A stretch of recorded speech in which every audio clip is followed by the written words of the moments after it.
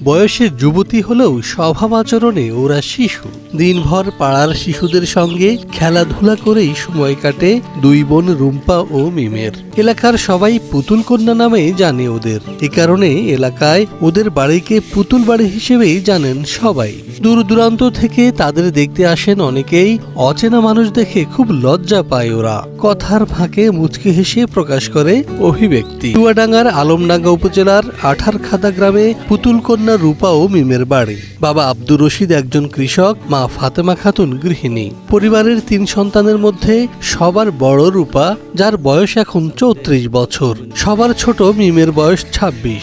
মেজ ছিলেন নূর আলম চিকু জন্মেছেন এবং বড় হয়েছেন সুস্থ স্বাভাবিকভাবে। তিনি সদ্য পড়াশোনা শেষ করেছেন জাহাঙ্গীরনগর বিশ্ববিদ্যালয় থেকে। জন্মের সময় ওরা খুবই ছোট আকৃতির ছিল বলে জানান রুম্পা মিমের বাবা আব্দুর রশিদ। ওরা যে বেঁচে থাকবে সে বিশ্বাসটাই ছিল না তাদের।